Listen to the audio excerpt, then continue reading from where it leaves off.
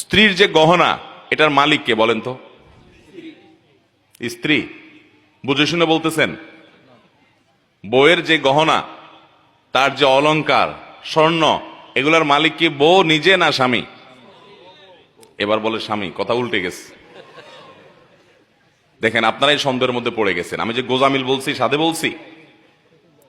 আচ্ছা, বউ মালিক যদি হয়, তাহলে আপনি বিদেশ যাওয়ার সময় এই স্বর্ণগুলা যদি বউর কাছে বলেন যে স্বর্ণগুলা দাও বিক্রি করে, আমার ভিসা কিনে বিদেশ যাব, আমি বিদেশে গেলে আবার তোমার কিনে দিব।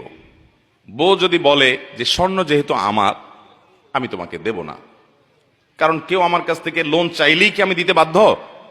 আমার বিশ্বাস হয় না তুমি আবার কবে চাকরি করে টাকা কামায় আমার দিতে পারবা কি পারবা না, সরি আমি তোমাকে দিলাম না। কি বলেন, এ অধিকার মহিলাদেরকে দেওয়া হয়?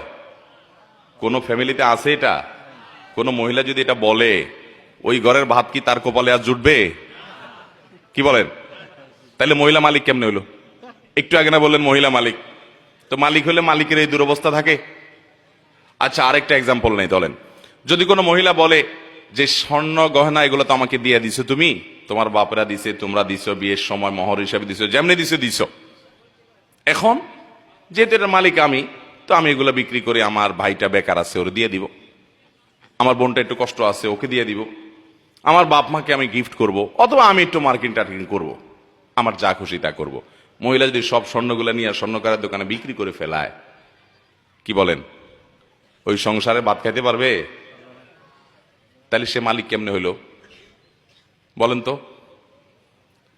আচ্ছা, এবার আপনি বলবেন তাহলে ঠিক আছে হুজুর, তাহলে স্বামী মালিক। তাইলে আরেক ভেজাল হবে। স্বামী যদি মালিক হয়, তাহলে স্ত্রীকে যে মহারণা দিছে, এ মহারণা যদি তার মালিকানাই থাকে, মহারণা আদায় হয়েছে? বুঝেন নাই কথা?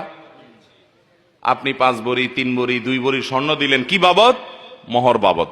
মোহরটা এটা তো স্ত্রীর প্রাপ্য। আল্লাহ বলেছেন ওয়াতুন নিসা সাদাকাতিহিন্না নিহলা। মহিলাদেরকে এত ঠকান এদেশে ঠকানো হয়, পৃথিবীর অন্য কোনো দেশে আসি না জানি না আমি।